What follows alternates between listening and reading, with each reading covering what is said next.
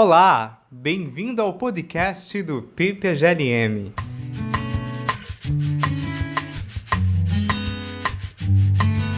No episódio de hoje, vamos conversar com Décio Krause, doutor em Filosofia pela Universidade de São Paulo, professor titular de Filosofia na Universidade Federal de Santa Catarina, professor titular aposentado do Departamento de Matemática da Universidade Federal do Paraná e também pesquisador e professor permanente aqui, no Programa de Pós-Graduação Lógica e Metafísica da UFRJ.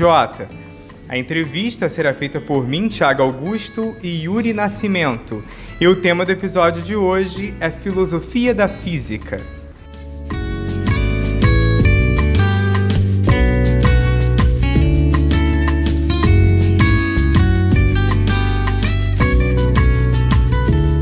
Primeiramente, professor Décio, obrigado por aceitar o nosso convite. Nós sabemos que a filosofia sempre manteve uma relação próxima com a ciência. A atividade filosófica não se define pelo seu objeto de estudo, mas pelo rigor na análise do objeto de sua investigação. Nesse sentido, poderia falar mais sobre a relação entre filosofia e ciência e em que consiste a filosofia da física?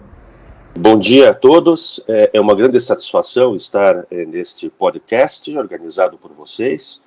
Agradeço ao convite do Thiago e do Yuri, é com satisfação que eu participe e espero poder ser útil de alguma forma para responder algumas questões sobre essa disciplina, né, Filosofia da Física. Então, respondendo à sua primeira questão, eu queria fazer uma observação de que eu redigi algumas respostas, então para que seja mais consistente com o que eu já fiz, eu vou ler e fazer alguns comentários adicionais. Então, veja bem, a palavra ciência, como a entendemos hoje, é uma criação recente. Na antiguidade havia o que hoje denominaríamos de filosofia, e mesmo modernamente, pensadores como Descartes e Leibniz eram fundamentalmente filósofos, apesar de suas grandes contribuições à ciência, à matemática e à lógica, que aqui eu vou tratar essas duas disciplinas, chamadas ciências formais, né, como ciência englobando tudo. Desse modo, mesmo presentemente, a filosofia pode sim ter um objeto de estudo mais restrito. O que se faz quando aparecem as diversas filosofias particulares, como a da física, da biologia, da matemática, da lógica, da tecnologia, da arte, da música e assim por diante.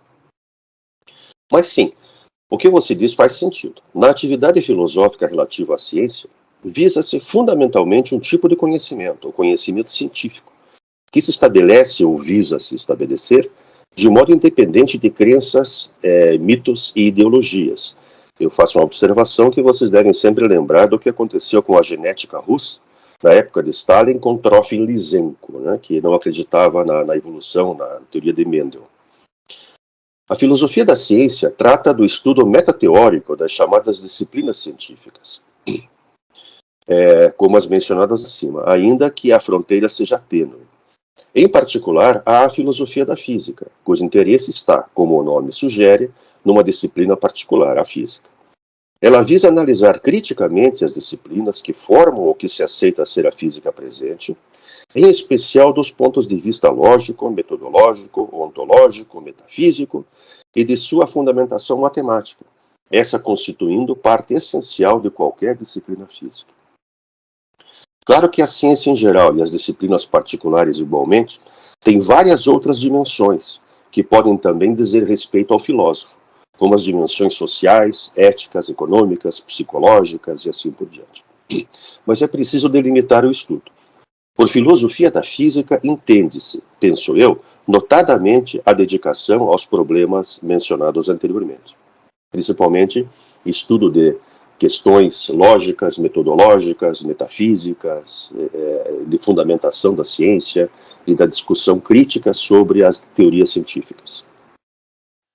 Professor, ainda na esteira da pergunta anterior, você poderia comentar para a gente sobre a relação da filosofia com a física, considerando o determinismo da física clássica, a teoria quântica e o desenvolvimento da mecânica quântica? Sim, claro. Veja bem.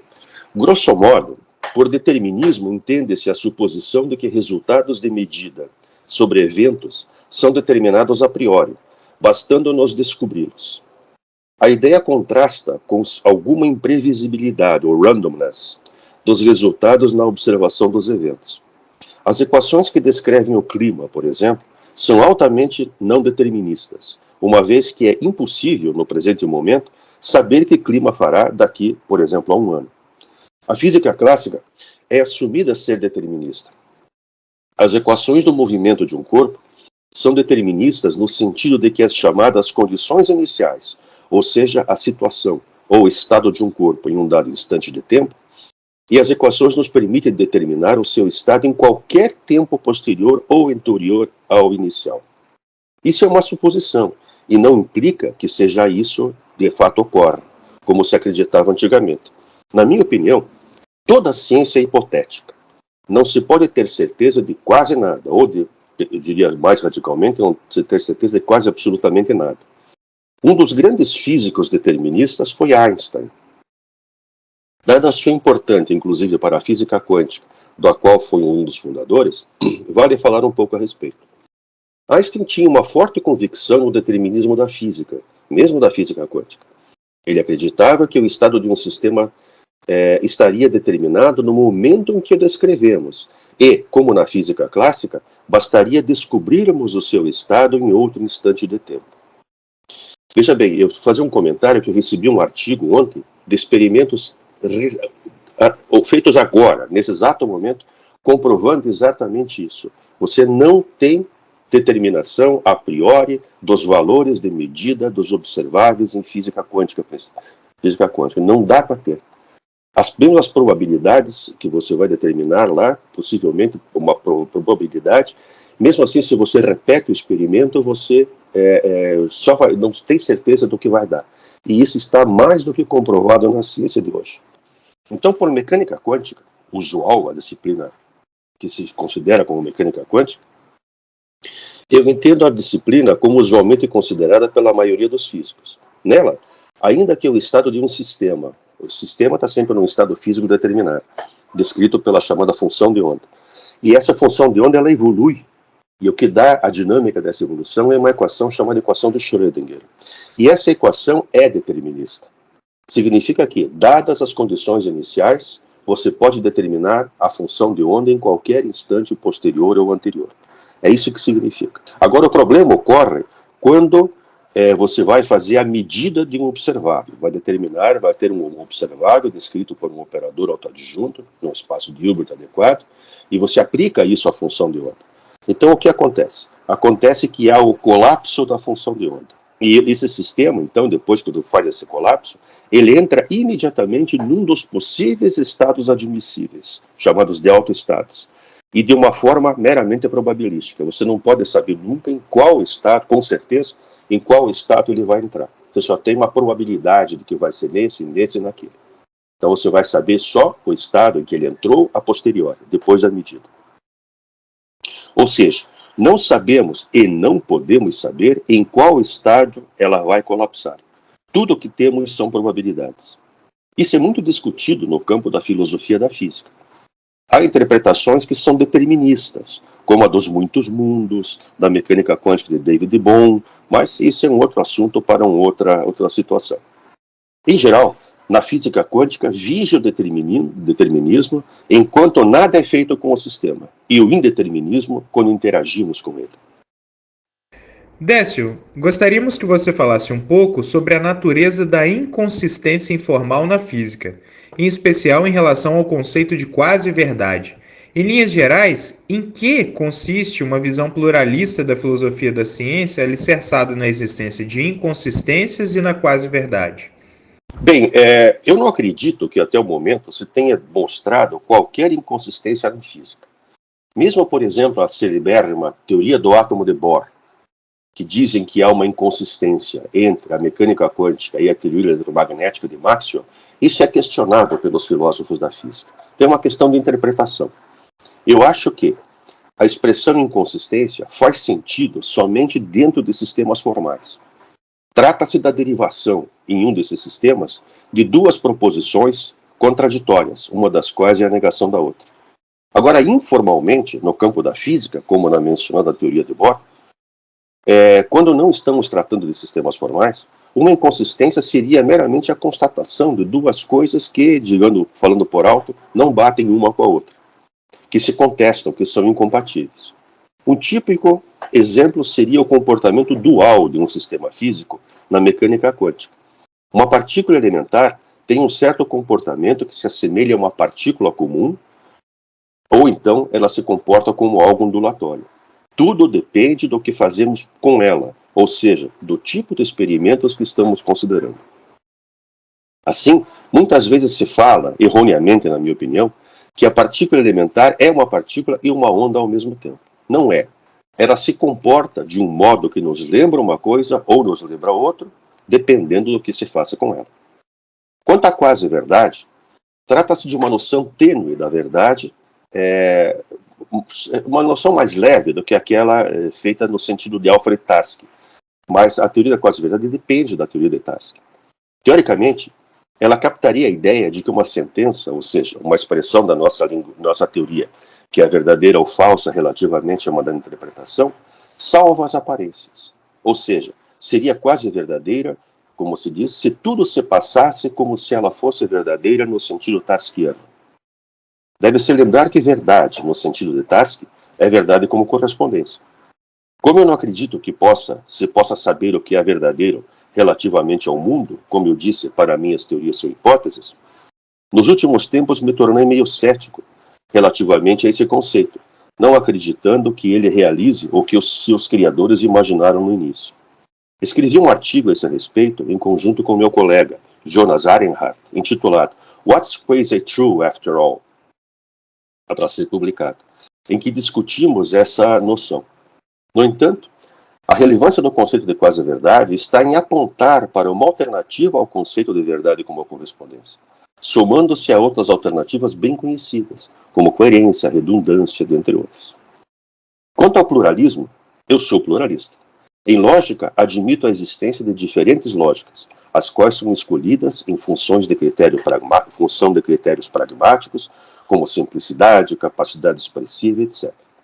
O mesmo se dá em matemática, dada a existência de diferentes matemáticas. Matemática sem o axioma da escolha, com alguma forma de negação desse axioma, matemática intuicionista, matemática construtivista e assim por diante. Claro que na física deveria acontecer a mesma coisa. Professor, a física quântica tem sido um objeto profícuo de investigação e análise para a filosofia. O que nós constatamos na escala quântica é que a matéria se comporta de maneira ondulatória. Sistemas quânticos apresentam também um aspecto holista que nós não observamos em escalas mais clássicas. Então, como a filosofia pode oferecer um instrumental teórico importante para pensarmos o mundo de comportamento estranho que existe na escala dos átomos e quais são os principais temas discutidos atualmente no campo da filosofia da física quântica? Bem, essa pergunta, ela envolve várias questões. Então, eu creio que ela deveria ser dividida em algumas partes. Então, vamos ver. Primeiramente, sim, a física quântica, eu concordo plenamente, tem sido objeto de profunda investigação filosófica. Mas eu vou deixar essas questões para uma das questões que vocês formulam depois. O que importa salientar é que é uma enorme comunidade de filósofos que se dedicam ao tema em seus variados aspectos. A dificuldade é que, para fazer filosofia de alguma disciplina, ou da ciência em geral, é preciso dominar satisfatoriamente essa disciplina, ou pelo menos os aspectos gerais da ciência como um todo. Isso traz dificuldades para o incentivo e o desenvolvimento da filosofia da física quântica em nosso país, pois os filósofos têm pouquíssimas oportunidades de entrar em contato com essa disciplina, e quando com ela se deparam, via de regra a acham difícil e preferem ir fazer outra coisa. É uma pena. Uma segunda pergunta é sobre o comportamento ondulatório da matéria, ideia propugnada por Louis de Broglie em 1923, na esteira do comportamento ondulatório da luz, estabelecido muito antes. Entra aqui um ponto importante. A matéria comporta-se de modo dual, como eu disse antes, né? Dependendo do que se faça com ela. Mas isso na mecânica quântica é dita ortodoxa, não relativista. Por outro lado, na mecânica quântica relativista, que é uma teoria de campos, as entidades básicas não são partículas, como na mecânica ortodoxa, mas são campos quânticos. Por exemplo, há só um campo elétron, e cada elétron particular é uma manifestação energética desse campo, uma ondulação para termos uma imagem intuitiva. E eu insisto, uma imagem intuitiva.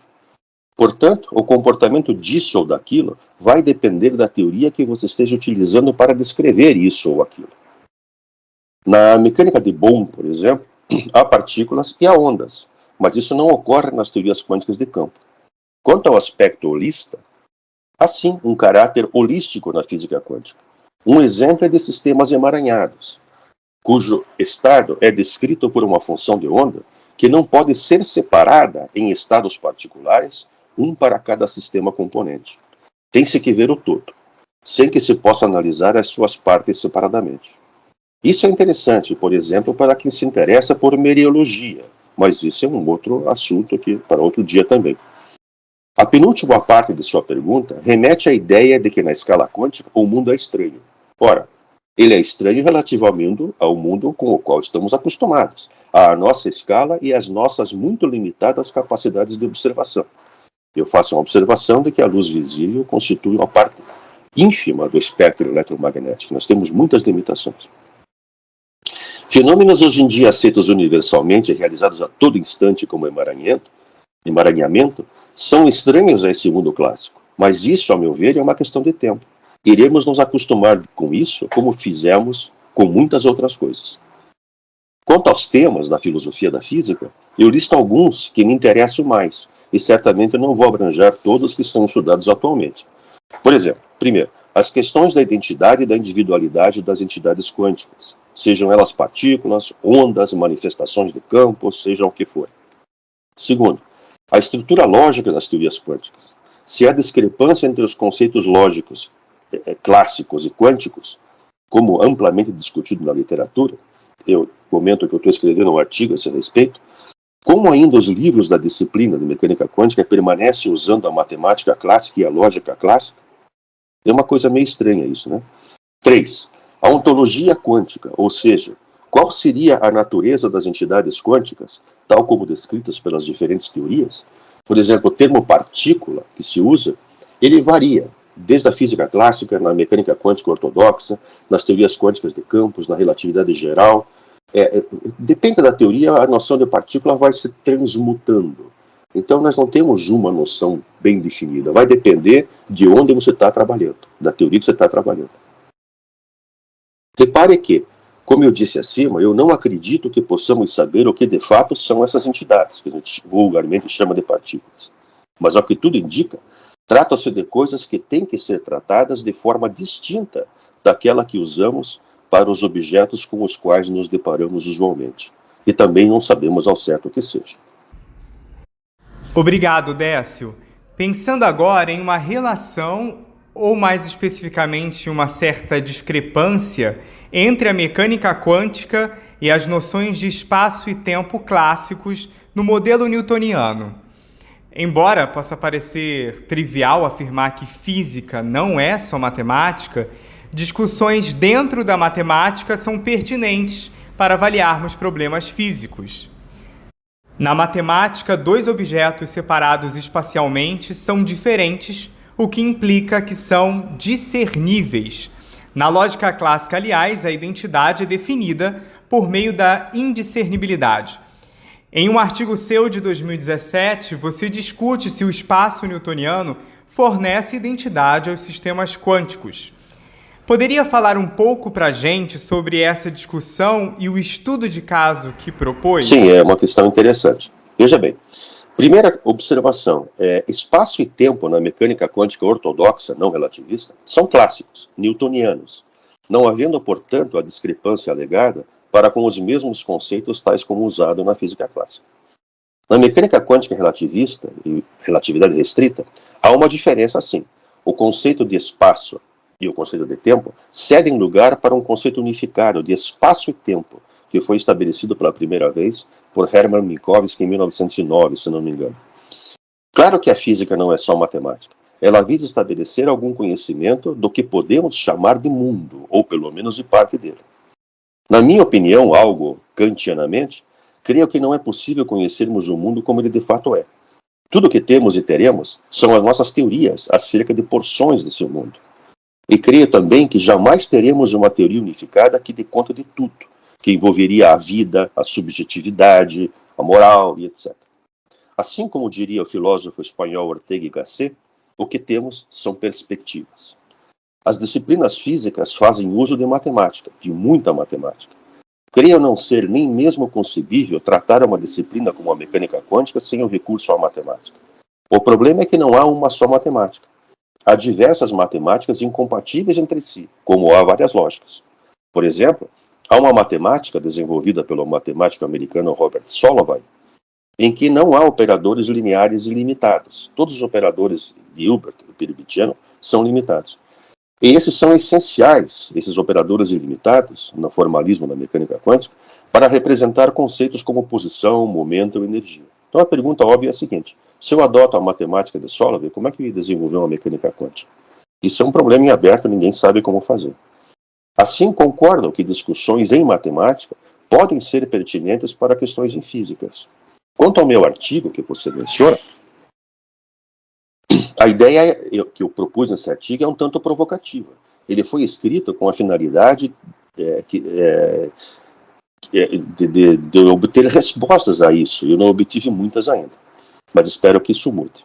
A ideia do artigo é a seguinte: de acordo com um certo ponto de vista ou interpretação, as entidades quânticas básicas são não indivíduos, não têm individualidade. Você não pode, por exemplo, eu estou vendo uma fotografia do Yuri, e você, Tiago, vai reconhecer o Yuri amanhã quando encontrar ele de novo. Um objeto quântico não tem essa característica. O Yuri que você está vendo agora, amanhã, você não sabe mais se é o mesmo Yuri ou não. Isso simplesmente não se coloca.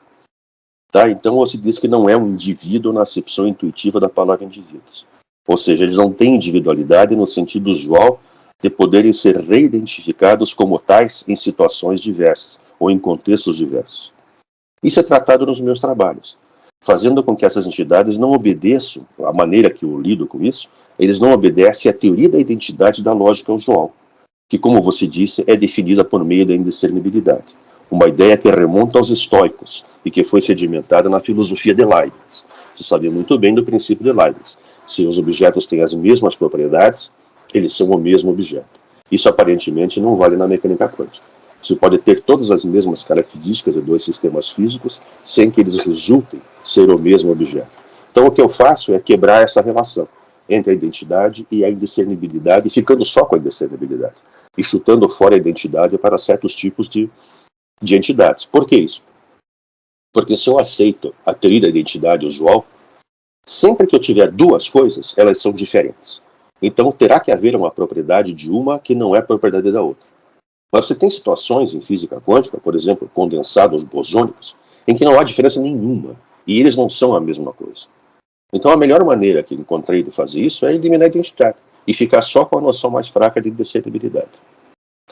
Claro que aqui eu estou falando isso de propriedades, e estou afastando as ideias de substrato, reincities, etc. Mas na física quântica comum, e não na mecânica bohmiana, onde lá há identidade, os sistemas quânticos podem ser indiscerníveis sem que sejam o mesmo sistema, como mencionado no caso de condensados bosônicos. E aparentemente não se trata de uma ignorância epistemológica, da falta de algo para podermos determinar a sua identidade. Isso seria, do meu ponto de vista, uma questão puramente ontológica. Essas coisas são assim mesmo, são diferentes dos objetos com os quais estamos acostumados. Mas essas coisas devem ser tratadas em um ambiente matemático. Pensemos no seguinte caso. Temos duas dessas coisas, que eu vou chamar de partículas, localizadas em diferentes locais do espaço. Lembre-se, é newtoniano o espaço. Então é um problema, um conflito. Porque você não pode localizar uma partícula quântica. Não dá. Ela não tem posição. Ela tem um estado, posição. Então não tem, ela estaria numa certa região, e mesmo assim é uma região, como você muitas vezes vê nas aulas de química, um orbital 1s, que é uma esferinha, assim, uma nuvenzinha, e os livros dizem o seguinte: aí está o lugar onde é mais provável encontrar o elétron. Isso, no ponto de vista, está errado, porque dá a impressão de que o elétron é uma coisinha escondida lá dentro, como um avião dentro de uma nuvem. E você não sabe onde ele está, mas ele está lá. Não é isso. O elétron é a nuvem. Não tem nada escondidinho ali dentro. Aquilo é o elétron. Tá? Mas vamos admitir o comportamento clássico com a matemática usual, o espaço newtoniano. Então, eu tenho dois objetos, 2 pontos que são dois sistemas quânticos que são denotados por A e por B. Tá? Na verdade, essas entidades quânticas, eu comento de novo, não tem posição de direito, então eu estou fazendo uma abstração. Não se pode determinar a posição de uma partícula com exatidão. Portanto, eu me refiro aos pontos A e B, eu devia pensar em seus entornos. Pequenas regiões onde seria o mais provável encontrar uma partícula, ainda que eu não goste desse modo de falar, como eu falei, da ideia de que tem alguma coisa escondida ali. Mas esse espaço, de acordo com a matemática clássica, no formalismo usual, é um espaço chamado espaço euclidiano, há 4 dimensões, e ele tem algumas características matemáticas. Dentre elas, está uma que diz o seguinte: 2 coisas localizadas em pontos distintos, você sempre pode encontrar uma região envolvendo um ponto, uma região envolvendo outro, essas regiões não se encostam, e se você entender por uma propriedade aquilo, um conjunto, fizer a extensão da propriedade um conjunto, você teria uma propriedade que uma das partículas tem e a outra não tem. A propriedade é de estar naquela regiãozinha. Então elas seriam diferentes. E sempre que se tiver 2, elas diferem. Esse tipo de coisa, matematicamente, trata do espaço euclidiano com um tipo de conceito matemático chamado uma topologia. E essa topologia, que tem essa característica, é chamada a ser uma topologia de Hausdorff. Felix Hausdorff foi um matemático polonês célebre que começou a desenvolver essas coisas. Ora, o que diz essa topologia? Diz que em torno do ponto A e do ponto B, podemos definir um conjuntinho em cada um, chamado bola aberta, contendo A e B respectivamente, mas cuja interseção é vazia.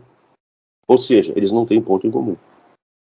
Agora, se eu assumo que pertencer ao conjunto é possuir uma propriedade de ser elemento desse conjunto, a possibilidade mencionada de poder fazer isso contraria o fato das partículas poderem serem discernidas. Por isso, propus que uma topologia adequada para a mecânica quântica deveria ser não Hausdorff, ou seja, as localizações seriam sempre interligadas de modo algum, as localizações seriam sempre interligadas de algum modo. É o que acontece com as protuberâncias de um campo quântico. As partículas são como montanhas adjacentes. Você nunca sabe onde termina uma e começa a outra. Então elas estão sempre interligadas. Eu teria que ter uma topologia nesse sentido, mas eu não consegui desenvolver isso até hoje, então eu lancei só a ideia para ver o que achavam, e até hoje eu estou aguardando alguma resposta, mas quem sabe algum dia vem. Professor, gostaríamos agora de falar sobre contradição ou propriedades contraditórias na mecânica quântica. Casos de superposição, como o do famoso gato de Schrödinger, por exemplo, atribuem propriedades contraditórias ao gato: estar morto e, ao mesmo tempo, estar vivo. A ideia de superposição na mecânica quântica parece poder envolver também propriedades contraditórias. Como nós podemos pensar a ideia de contradição no caso de superposições quânticas? Veja, o próprio Schrödinger disse que o gato estaria vivo e morto ao mesmo tempo. Mas hoje ninguém mais aceita isso. É um dizer de revista de divulgação e de coisas da internet. Aliás, isso está redondamente errado.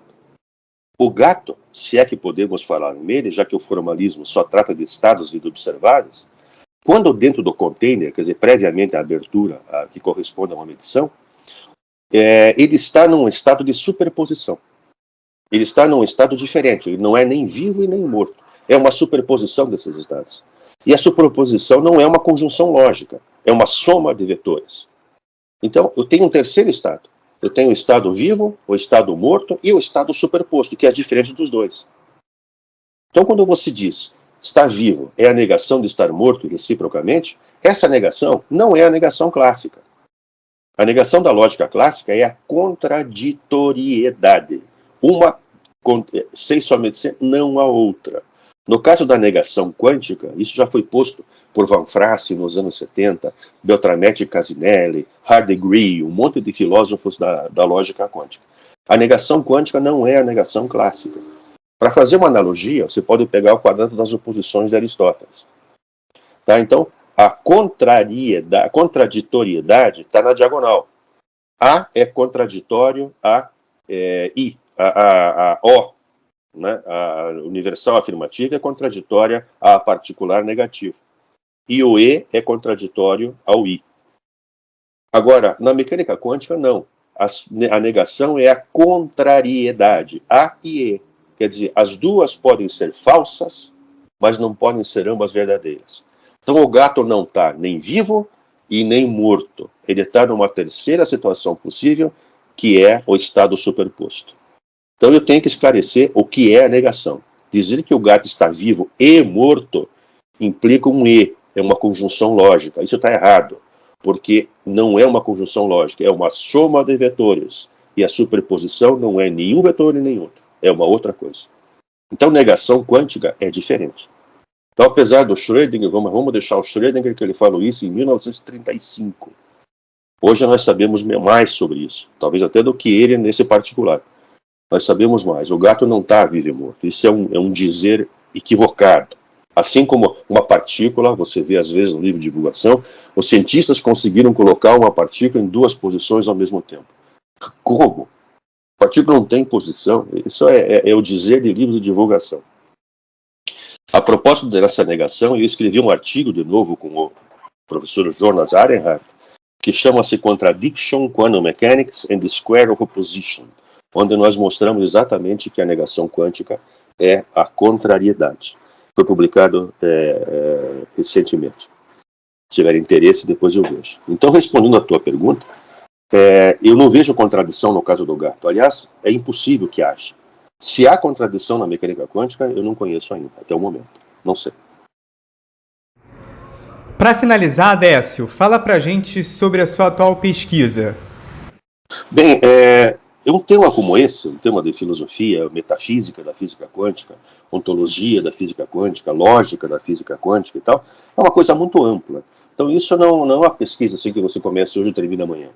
Os temas vão se envolvendo, eles vão se desenvolvendo, vão surgindo coisas e você vai investigando. Eu trabalho bastante com algumas pessoas, eu gosto de trabalhar em conjunto. Então eu trabalho com várias pessoas em alguns temas que já há algum tempo. E eu vou mencionar alguns deles.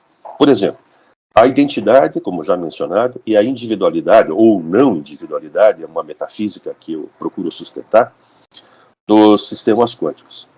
Eu tenho um artigo recente também com o Jonas Arenhardt e com o Otávio Bueno, que vai sair agora no Handbook das Interpretações da Mecânica Quântica, que chama-se justamente a interpretação da mecânica quântica como não indivíduos, dos objetos como não... The Non-Individuals Interpretation of Quantum Mechanics.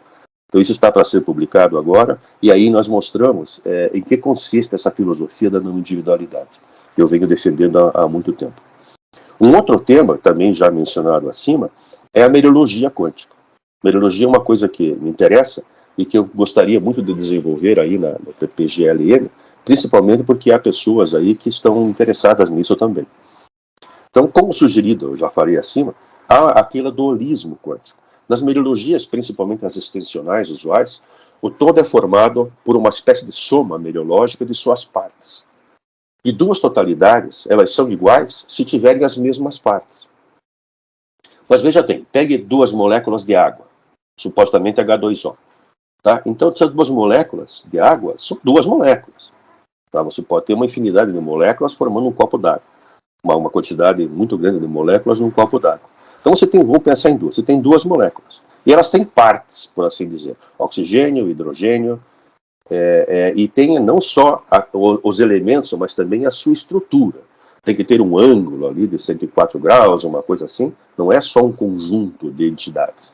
Se você muda a estrutura molecular de um composto químico, você, em geral, muda o composto químico totalmente. Mas vamos pegar só a coleção das entidades, as partes. Oxigênio e hidrogênio. 2 hidrogênios e um oxigênio. Bom, essas duas moléculas, elas têm as mesmas partes. Já em 1808, John Dalton disse o seguinte, ele não conhecia elétron nem nada naquela época. Não pode haver nenhuma diferença entre dois átomos de hidrogênio, de oxigênio. Não pode haver diferença. Se você disser que dois átomos de hidrogênio podem ser distinguidos um do outro, você arrebenta a química. Não dá. Tem que ser. E isso acontece com mais razão ainda em se tratando de elétrons, prótons, esse tipo de coisa. Então, as duas moléculas d'água são formadas, digamos, por partes indiscerníveis, é melhor dizer. mas elas não são a mesma coisa. Então isso mexe com as meliologias usuais, porque eu não posso falar em identidade das partes, nem identidade dos todos. Eu tenho que dizer, no máximo, que eles são indiscerníveis. Eu tenho que contornar isso. E um agravamento adicional ainda, porque se na meliologia usual, nas meliologias usuais, você tem uma totalidade formada de partes, se você troca uma parte, supostamente, por outra, mesmo que seja parecida, o todo muda, porque você mudou uma das partes. Na física quântica não é assim.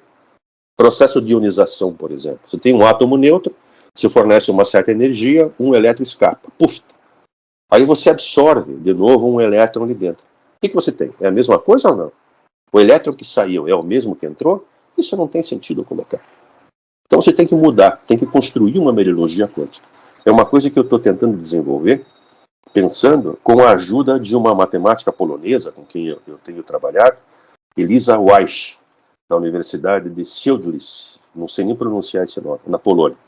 Ela é uma matemática muito boa, se interessa por isso, nós temos trocado alguns e-mails, mas não publicamos nada a respeito até agora. Então, um terceiro livro, um terceiro assunto, eu estou escrevendo um livro com 2 outros colegas, Acácio José de Barros, da State University of São Francisco, e Federico Olick, que é um físico da Universidade de La Plata, na Argentina. O livro chama-se, o título geral, Distinguishing Indistinguishabilities. Quer dizer, nós mostramos que há várias noções de indistinguibilidade. E a noção de indistinguibilidade é absolutamente essencial em física quântica. Nós temos, eles são físicos, eles vão atrás disso e ficam apresentando, experimentos atuais, como esse que eu mencionei antes, em que a noção de coisas indiscerníveis é absolutamente fundamental para que se obtenham os resultados. Então, uma questão filosófica que se coloca é a seguinte: se eu simplesmente fizer de conta que as coisas sejam indiscerníveis, mas elas não sejam de fato, será que eu obtenho esses resultados? Se isso for ficar claro, eu vou responder, eu vou colocar de novo. Eu tenho coisas que são indivíduos, objetos, mas eu mascaro isso. Eu faço de conta, coloco eles na frente de um pano, atrás de um pano, que eu não posso ver. Eu sei que eles estão lá. Então, tudo se passa como se eles fossem indiscerníveis. Será que se eu fizer isso, eu obtenho esses resultados físicos? Tudo mostra que não. Você não obtém. Você tem que assumir a indiscernibilidade mesmo, como uma coisa primitiva. Então, é claro, você entra em choque com a matemática usual, cuja topologia é Hausdorff, como eu mencionei, e com a lógica clássica. Então, como fazer isso? Como discutir essas coisas? E por que ainda continuamos usando a matemática clássica? Então, são temas que me interessam. Temas que me interessam e eu espero, talvez, poder trabalhar isso no PPGLM. E também eu quero desenvolver mais ainda a matemática que eu criei, que justifica tudo isso, chamada teoria de quase-conjuntos, que lida com coleções, quase-conjuntos, de objetos que podem ser totalmente indiscerníveis, coisa que a teoria de conjuntos usual não permite.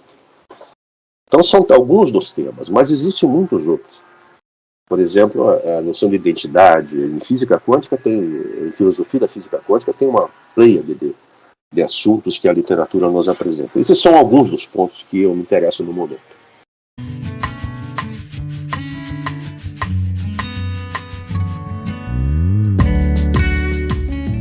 Agradecemos ao professor Décio Krause pela ótima entrevista e também agradecemos a você que nos ouviu pela sua audiência. Pedimos que compartilhe esse episódio com os amigos e nos acompanhe nas redes sociais. Assim, você ficará por dentro de todas as nossas atividades e eventos. E claro, continua acompanhando os próximos episódios do podcast do PPGLM.